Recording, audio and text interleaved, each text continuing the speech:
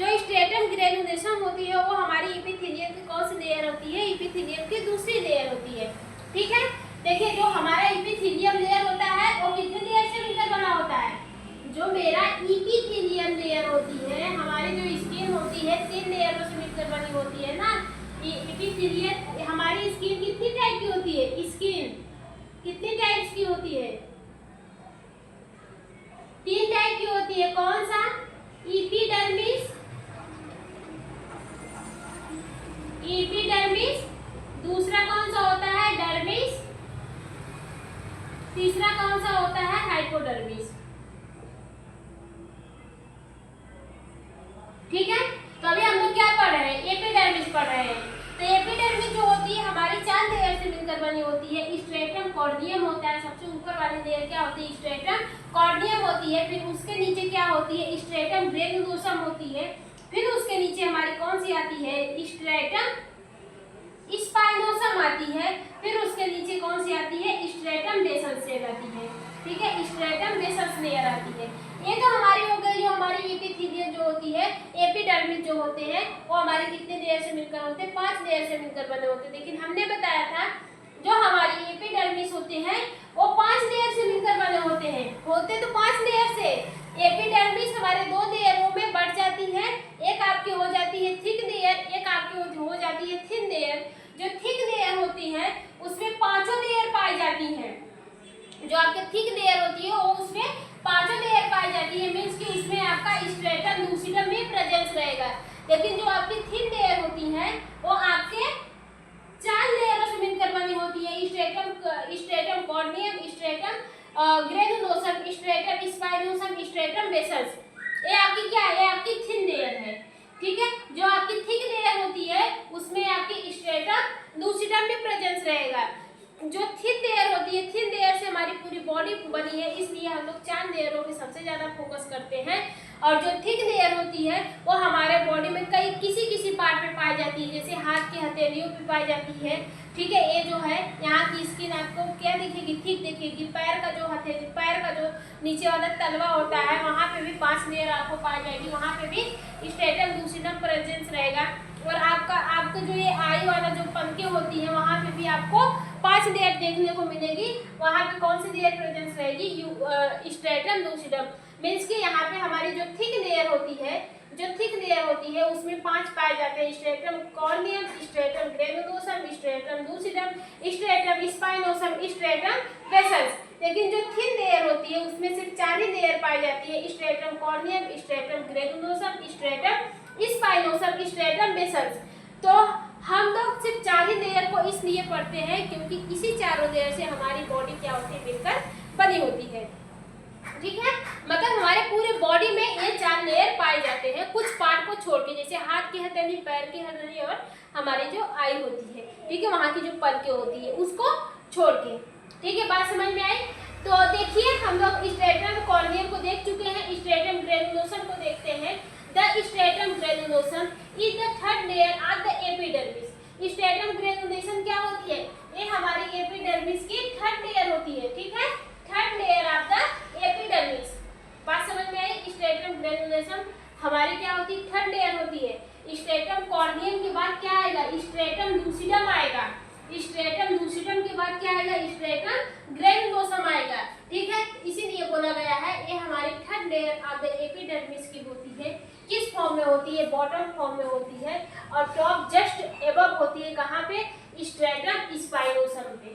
ठीक है, stratum spinosum, stratum granulation है, इसके स्ट्रेटम स्पाइनोसम के जस्ट ऊपर ही क्या पाई जाती है, हमारी स्ट्रेटम ग्रेनुलेशन पाई जाती है। ठीक है, and below the stratum lucidum, और ये कहाँ से बिलोंग करती है, हमारे स्ट्रेटम लूसिडम से बिलोंग करती है। और किसके मतलब नीचे किसके रहेगी, हमारे स्ट्रेटम लूसिडम के नीचे प्रेजेंस रहती है। ठीक है, या फिर स्ट्रेटम कॉर्नियम। ठीक है, बात समझ में आ रही है। It is made up of, ये समझ में आया कि नहीं आया, जो मेरा स्ट्रेटम फिर से बता दे रहे हैं, जो मेरा स्ट्रेटम ग्रेनुलेशन होता है वो हमारी 3rd लेयर होती है, एपिडर्मिस की सबसे 3rd लेयर होती है। ठीक है, ये कहाँ से, एक बॉटम शेप में होती है। ठीक है, और जस्ट बिलो रहती है कहाँ पे, स्ट्रेटम स्पाइनोसम के जस्ट ऊपर ही क्या होती है, बिलो रहती है, मीन्स की प्रेजेंस रहती है। And belong the stratum lucidum, और ये हमारे कहाँ से बिलोंग करती है, स्ट्रेटम लूसिडम के नीचे से बिलोंग करती है। ये हमारी क्या हो गई, स्ट्रेटम कॉर्नियम हो गई, स्ट्रेटम लूसिडम हो गया, स्ट्रेटम ग्रेनुलोसम हो गया, स्ट्रेटम स्पाइनोसम हो गया, स्ट्रेटम बेसल वाली लेयर हो गई। तो ये हमारी जो ग्रेनुलेशन होती है वो हमारी जस्ट ऊपर होती है, किसके, स्ट्रेटम स्पाइनोसम के जस्ट ऊपर होती है, लेकिन जस्ट नीचे किसके होती है, स्ट्रेटम लूसिडम के। यही टॉपिक हम क्लियर करने वाले थे, ठीक है, बात समझ में आ रही है। It is made up of 3 and 5 layer of the flat sales. जो हमारी स्ट्रेटम लूसिडम होती है वो फ्लैट सेल से मिलकर बनी होती है, लेकिन फ्लैट सेल्स की कितनी सेल्स प्रेजेंस होती है, वहां से 3 से 4 लेयर प्रेजेंस होती है, ठीक है। These cells contain dark granules।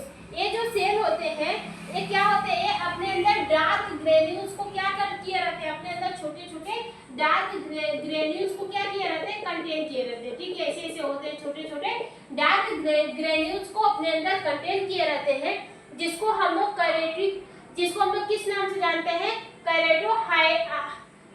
कैरेटोहाइटिन, ठीक है। जिसको हम लोग जिसे जो ग्रेन्यूल्स हमारे कहाँ में पाए जाते हैं, हमारे ग्रेनुलोसम स्ट्रेटम ग्रेनुलोसम के अंदर पाए जाते हैं, उस ग्रेन्यूल्स को हम लोग किस नाम से जानते हैं, कैरेटोहाइटिन ग्रेन्यूल्स के नाम से जानते हैं। किस नाम से जानते हैं, कैरेटोहाइटिन ग्रेन्यूल्स के नाम से जानते हैं, ठीक है।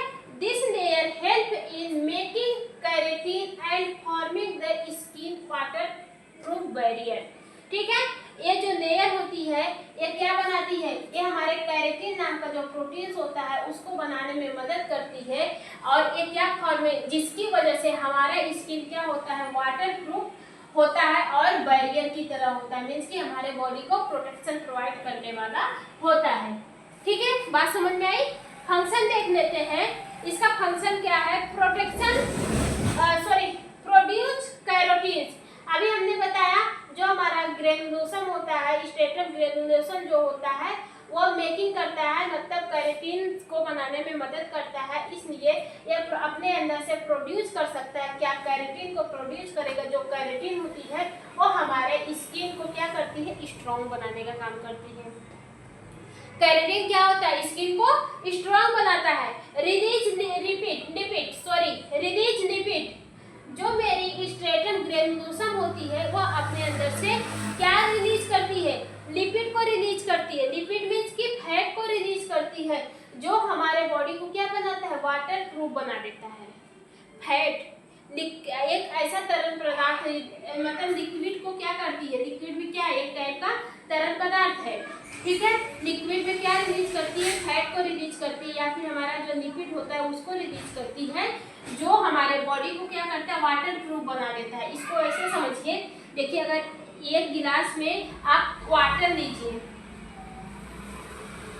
एक गिलास में आप वाटर लीजिए और यहाँ पे आप ऐड कर दीजिए ऑयल, ठीक है। आप देखेंगे कि ऑयल और वाटर आपस में कभी नहीं मिक्स होते हैं, मीन्स कि ऑयल जो होता है वो वाटर के अंदर नहीं जा पाता है। क्यों? क्योंकि वो जो वाटर होता है वो वाटर प्रूफ होता है, ठीक है। जो वाटर होता है वो अपने अंदर लिक्विड सब्सटेंस को नहीं कंटेन कर पाता है, इसीलिए जो हमारी स्ट्रेटम ग्रेनुलोसम होती है वो अपने अंदर से लिपिड को सिक्रीट करती है, लिपिड को रिलीज करती है। ये जो लिपिड होता है या फिर फैट जो होता है वो हमारे शरीर को वाटर प्रूफ बनाता है, जिसकी वजह से कोई भी पानी हमारे बॉडी के अंदर इंटर नहीं कर पाता है, जिसकी वजह से कोई भी पानी हमारे स्किन के थ्रू हमारे बॉडी के अंदर इंटर नहीं कर पाता है, ठीक है। बात समझ में आई। Protection from the germ and chemical, ठीक है। और ये जो हमारी स्ट्रेटम ग्रेनुलोसम होती है ये जर्म और केमिकल से भी हमको बचाने का काम करती है, फिर पे वर्क एज ए बैरियर, ठीक है। Protection from germ and chemicals, जो मेरी ग्रेनुलेशन होती है, स्ट्रेटम ग्रेनुलोसम जो होती है वो एज ए प्रोटेक्शन प्रोवाइड करती है। किसके अगेंस्ट प्रोटेक्शन प्रोवाइड करती है, जर्म के अगेंस्ट करती है, केमिकल के अगेंस्ट करती है, और जो स्ट्रेटम ग्रेनुलेशन होती है वो एज ए बैरियर की तरह भी काम करती है। बैरियर क्या होते हैं, बैरियर भी होते हैं, एक बैरियर मीन जो हमको वायरस बैक्टीरिया फंगस वाटर से बचा के रखे। भाई बैरियर है, बैरियर में वाटर नहीं जाएगा, हमारे बॉडी को डिहाइड्रेट बनाएगी, हमारी स्किन को डिहाइड्रेट बनाएगी, ठीक है। और वाटर फंगस बैक्टीरिया नहीं जाएगी तो हमारा जो स्किन रहेगा वो हमारा क्या रहेगा, प्रोटेक्ट रहेगा, स्वस्थ रहेगा, ठीक है। फिर क्या है prepare cell to die head from the hard water layer outer layer. ये क्या करती है, ये हमारी प्रिपेयर करती है सेल को, डाइट में प्रिपेयर कर देती है, ठीक है। जो मदद करता है किसको, हार्ड आउटर लेयर, ठीक है। वो हमारी जो सेल होती है, सेल को क्या करती है, डाई में प्रिपेयर कर देती है, कड़वी बना देती है, मतलब ठोस बना देती है, टब बना देती है, जिसकी वजह से हार्ड आउटर लेयर क्या करते हैं, ये तो एक हमको हार्ड आउटर लेयर प्रोड्यूस होता है, ठीक है। हमारे स्किन में एक हार्ड आउटर लेयर भी बन सकता है, जिसको हम लोग स्ट्रेटम कॉर्डियम के नाम से जानते हैं, ठीक है। स्ट्रेटम कॉर्डियम क्या है, एक तरह की हार्ड आउटर लेयर होती है। कौन प्रिपेयर करता है, वो हमारा जो स्ट्रेटम ग्रेनुलोसम होता है वो प्रिपेयर करता है। ये हमारे किससे मिलकर बनी होती है, डेड स्किन से मिलकर बनी होती है, ठीक है। किससे मिलकर बनी होती है, डेड स्किन। इसका रिमूवल होता रहता है, हम बार बार कर रहे हैं। ये जो स्किन होती है, ये डेड स्किन निकलती जाती है और वहाँ पे आपकी जो न्यू स्किन आती है वो वहाँ पे बैठती जाती है। डेड स्किन निकल रही है इसके और हमारी न्यू स्किन वहाँ पे जाती है, तो मतलब रिपेयरिंग होता है स्किन का, हमेशा रिपेयरिंग होता रहता है। तो लड़कियों में क्या होता है, लड़कियों अपने डेड स्किन को क्लीन कर देती है, हमेशा निकालती रहती है, इसलिए उनका चेहरा ग्लो दिखता है। लड़के ज़्यादा केयर नहीं करते हैं, उनके बॉडी में डेड स्किन वैसे पड़ी रहती है, वो लोग अपने बॉडी की डेड स्किन को, अपने स्किन की डेड स्किन को रिमूव नहीं करते, इसलिए थोड़ा सा डार्क दिखते हैं, ठीक है।